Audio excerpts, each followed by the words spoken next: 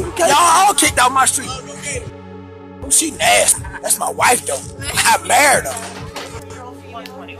She's got one hole to the right temple.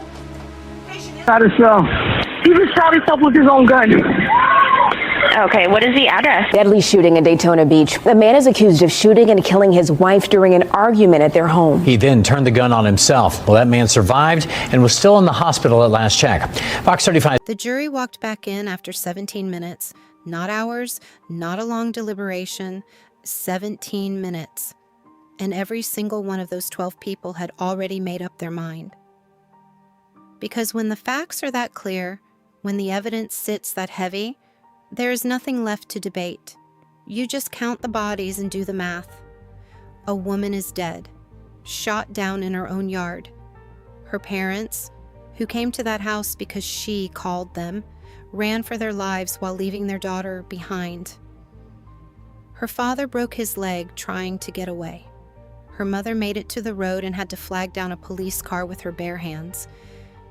And the man who did all of that, he was her husband, the man she had been with for 11 years, the man she surprised with a cruise to the Bahamas, the man she posted about on their anniversary and called her headache, lovingly, the way you only call someone that when you mean it as a compliment. Period.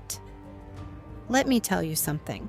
This story is going to sit with you, so stay with me, because Shawntai deserved better than what she got, and the least we can do is tell her story right. This is Trial of Clues. Before we get started, leave a like, share your thought and comments, and subscribe so you won't miss out on cases like this. Shawntai Spencer came into this world on August 19th, 1989, in Daytona Beach, Florida. The people who loved her called her Taye, and if you ever heard how they said it, you would understand why. It was soft and warm and easy, the way nicknames get when someone has earned it. She went through Mainland High School and walked across that graduation stage in the spring of 2007, but Taye was not the kind of woman who stopped moving. After high school, she kept going.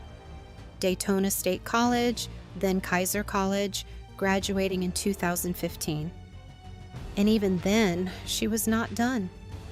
While holding down a full-time job and raising her daughter as a single mother, she went back to school, again, and earned her Associate of Science degree in nursing from Daytona College. That degree was officially conferred on February 18th, 2021. When she shared the news publicly, she gave all the credit to God. Not a word about how hard she worked, just gratitude. That was Taye. Even before she finished that nursing degree, she had already been clocking in years of work at Florida Cancer Specialists and Research Institute as a medical assistant, a role she stepped into in 2015 and held for 6 years. 6 years of showing up for patients and families going through one of the hardest seasons a person can face. Then in July of 2021, she shared that she had joined the Advent Health family. Moving up, always moving up. Outside of work, Taye was rooted in her community. She was part of a school supplies giveaway club and consistently showed up for community drives. The people in her life, every single one of them, described her the same way. Bubbly, warm, hardworking, full of life. But more than anything else, the center of everything Taye did was her daughter, Taye, born November 28, 2008. Taye spent the first 4 years of Taye's life as a single mother, doing what she always did, showing up, carrying it, making it work. Like the woman never stopped. Then, in 2012, she got into a relationship with a man named Shawntai Adkins. The people who knew him called him Shan. He had grown up in Reddick, Florida, and was living in Daytona Beach.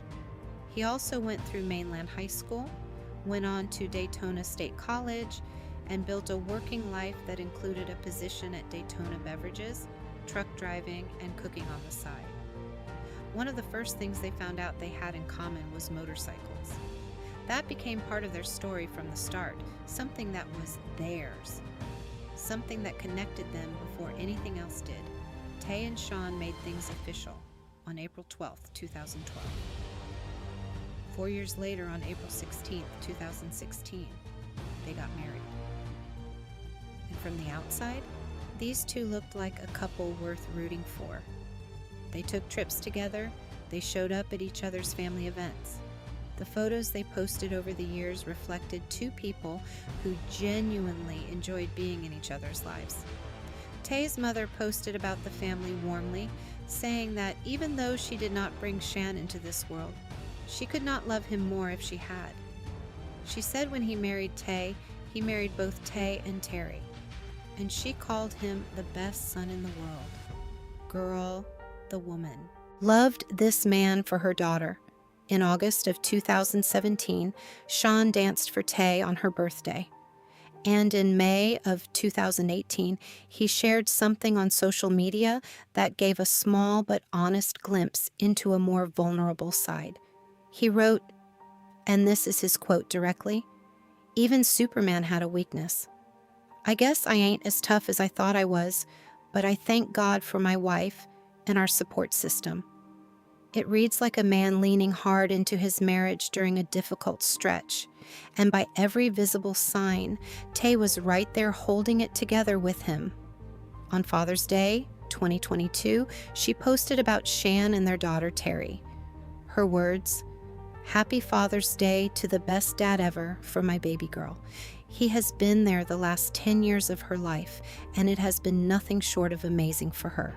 She calls him her hero. I'm glad she has a man she can count on to always be there for her. He stepped into this dad role overnight and has done a great job thus far. We love you and hope you enjoy your special day."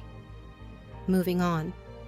Because that post right there, that is 11 years of trust she was putting on record, publicly, with her whole chest. For Shan's 35th birthday, Taye organized a surprise cruise to Nassau, Bahamas, and on their April 2023 anniversary, she posted a photo of the two of them with the caption, "This man has allowed me to be his headache for 11 years today. Happy anniversary, husband." In June of that same year, they showed up together for Terry's 8th grade awards ceremony. That was summer 2023. Everything on the surface still looked like it was holding.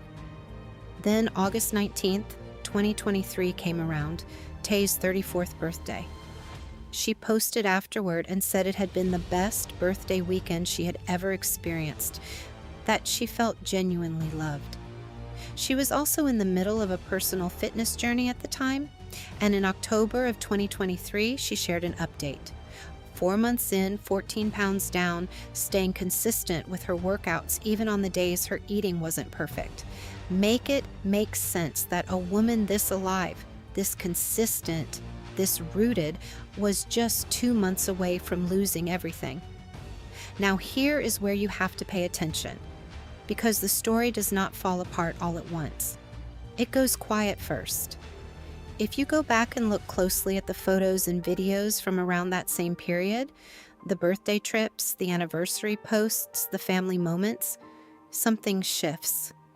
Taye stays the same, warm, engaged, present, the kind of woman who fills every frame she is in with energy. But Shan starts looking different, detached, distant in a way that photographs do not lie about. You can see it. A cup here, a bottle nearby, a look in his eyes that is somewhere else entirely. Shan had been dealing with alcohol dependency for years. It was not hidden. It showed up quietly and consistently across photos and videos over time. At one point, he even posted about being told by a doctor to cut back on his drinking and laughed it off, like it was a joke, like the warning was the punchline. Oh, so now the doctor is the problem? Anyways, according to reports, Shan had been admitted to a recovery center in the months leading into October 2023 to address the dependency. And while all of that was happening, Taye reportedly found messages on his watch, messages that pointed to him being unfaithful. So now she is dealing with two things at the same time. A husband in recovery and evidence that the man she had been posting about, celebrating, defending, and loving for 11 years, had been stepping out on her.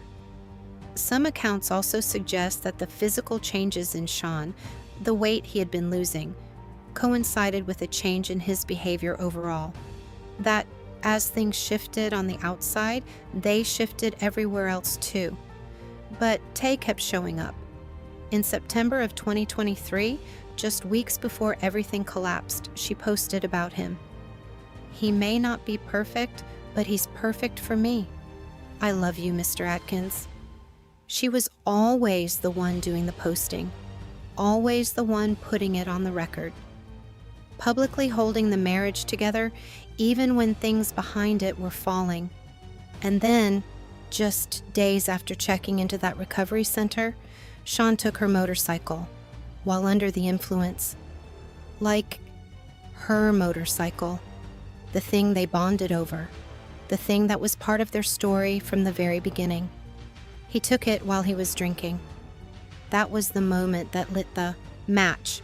A heated argument broke out between them at their home on Fulton Street in Daytona Beach. And as things escalated, Taye did what a lot of people do when they do not know what else to do. She called her parents. She thought having them there would help settle things down, that their presence would bring the temperature of the room back to something manageable. Her parents got the call. They got in the car.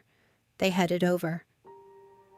It was a Thursday evening. Her parents arrived at around 6:30. The moment they walked through that door, Shawntai picked up a firearm and opened fire on Shawntai, right there as she was trying to leave the house with them.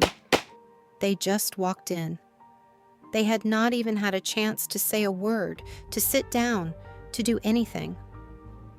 The second they crossed that threshold, he made his decision. Taye was shot. Her parents ran. In the chaos of trying to get out of that house alive, Taye's father broke his leg. Her mother made it out to the road and had to flag down police officers who were already on their way to that address because someone had called 911. The call came in just before 6:37 in the evening. Taye's mother standing on the road, waving down a police car. That is the image that stays with you. When officers arrived on scene, Shawntai had already passed. She never made it out of that yard. Shawntai was found in the front yard as well, with a wound to his shoulder. He was transported to a nearby medical center. Taye's father received medical attention for his broken leg and recovered. 9 days before this happened, he had celebrated his 51st birthday. 9 days. The neighbors who had watched this couple from that house on Fulton Street could not make sense of any of it. This is heartbreaking. Samisha Johnson is one of many who can't understand how an argument cost a woman she knew her life. I'm praying for both families, and it's just real sad. One neighbor, Theodore Carter, said he spoke to Shan regularly, would slow down and wave, check in, exchange pleasantries. He described him as a real good guy. Shan's uncle told reporters he was hurt and stunned when he found out. He said the two of them had just been together at a family reunion in Marion County not long before this. He called them a loving couple, said he still did not know what went wrong, said he was still waiting to find out. But here is something that did not make the front of the story, and probably should have. According to the Florida Department of Law Enforcement, Shawntai Adkins had once worked as a corrections officer. He was fired in 2010 for violating moral character standards. Not laid off, not downsized, fired for moral character. So what? He cleaned himself up, moved on, built a life. People deserved second chances. The neighbors had nothing but good things to say. His own family described him as loving, and Taye publicly loved him for 11 years. But moral character standards are not just paperwork. They exist for a reason. And now, in the yard of a house on Fulton Street, Taye's parents were running for their lives. And the woman who trusted that man with everything she had was gone. The investigation was handled by the Daytona Beach Police Department. Once Shawntai was medically stable and out of that hospital bed, he was taken into custody. He was charged with first-degree murder in connection with Shawntai's death, along with 2 counts of aggravated assault, 1 for each of her parents. Because he did not just shoot Taye. After she went down, he turned toward her parents and made clear he intended to do the same to them. They ran because their lives depended on it. That is not a man who lost control for a second. That is a man who made a choice. And then made another one. There was no dramatic detective chase. No mystery about who did it. The case was what it was. A domestic incident that ended in death, witnessed by the victim's own parents, in front of their own eyes, in a house their daughter called home. Taye's homegoing service was held on November 4th, 2023 at Daytona Deliverance Church of God. Her community did not let her go quietly. They organized a motorcycle tribute in her memory. Because of course they did. Because that was her thing. Hers and Shan's from the very beginning. And now it belonged to her alone, and the people who loved her were going to honor it. Terry, her daughter, the little girl she raised for 4 years by herself before Shan ever entered the picture, the little girl who called Shan her hero, was now navigating a world without her mother. Make it make sense. The case went to Volusia County Court in early June of 2025. It ran for 2 days. 2 days. That is all it took to lay out everything. The argument, the gun, the parents running, the mother on the road, the father's broken leg, Taye's body in the yard. 2 days to present a picture that anyone with eyes could see clearly. And then the jury went to deliberate. 17 minutes later, they came back. 17 minutes for 3 counts. They did not need coffee. They did not need a lunch break. They did not need to sleep on it. 17 minutes, and every single person in that room had said the same thing: guilty. Guilty on the first-degree murder charge, guilty on both counts of aggravated assault against Taye's parents. Period. State Attorney R.J. Larissa spoke after the verdict came in. He said it is every parent's worst nightmare to lose a child, and that Taye lost her life in front of her own parents before Shawntai turned around and threatened to take theirs too. He called it another domestic incident, another devastated family, another. Like the word itself is tired of being used. Sentencing followed on June 23, 2025. Shawntai Adkins received a life sentence for Shawntai's murder. On top of that, an additional 10 years for the 2 aggravated assault convictions against her parents. Life plus 10. For the woman he danced with on her birthday. For the woman who organized a surprise cruise to the Bahamas for his birthday. For the woman who posted about him like he hung the moon right up until the very end. I said what I said. 11 years of love does not protect you from the person giving it if they decide to stop being who you thought they were. After sentencing, Taye's sister posted. She wrote several things, but one line rose above everything else she put down. She said, "Today was hard, but I can breathe again." That is what justice feels like when you have been holding your breath since October 2023. Not celebration, not closure, because closure is a word people use when they have not actually lost someone. What Taye's sister felt was air, just finally being able to breathe. But then October came around again. On the anniversary of those 2 days, October 18th and 19th, Taye's sister shared something that stopped a lot of people cold. She wrote that on the evening of October 18th, the night before Taye was killed, Shawntai had called her. He told her he was struggling, and instead of taking it seriously, she laughed. She told him to stop drinking. She even called their mother, and they laughed about it together. Girl, she was not wrong for laughing. She did not have a crystal ball. She did not know what the next 24 hours were going to look like. None of them did. but she has carried that laugh with her every single day since. She wrote that if she could go back, she would have listened, said more, done more. That October 18th and 19th are now the worst days of her life, days that replay on a loop with a weight she cannot even put into words. And that is the part of domestic violence that nobody talks about enough. It is not just the person who is gone. It is everyone left standing who gets to spend the rest of their life asking, what if I had picked up that call differently? What if I had said something else? What if I had stayed? What if I had gone over there? The warning came the night before. It came dressed as a phone call. It came dressed as a man saying he was struggling. And it got laughed off. Not because anyone was cruel, but because nobody knew. Because sometimes the line between a hard night and the last night is invisible until it is already too late. Terry, Taye's daughter, the little girl who once called Shawntai her hero, is now growing up without the woman who sacrificed everything to give her a good life, who went back to school while working full-time and raising her, who showed up for her community while building herself, who loved loudly and publicly and without apology. Moving on from this one is going to take a minute. Because Taye was the kind of woman this world needed more of, and the world has one less of her now. But hey, if you are watching this and something in your gut has been trying to get your attention, listen to it. If someone in your life is struggling and you have been writing it off as drama or drinking or just having a rough patch, check on them. Not with a laugh, with your full attention. Be the person that actually shows up.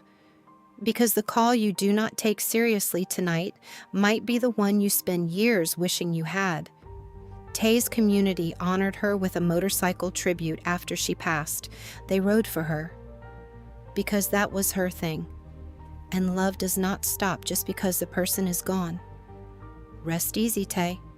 You were seen. You were loved. And now, on this channel, with every person watching this, you are heard. If you are not subscribed yet, do that now. Every story on this channel is somebody's mother, somebody's sister, somebody's daughter. They deserve to be told, and you deserve to know. We will see you on the next one.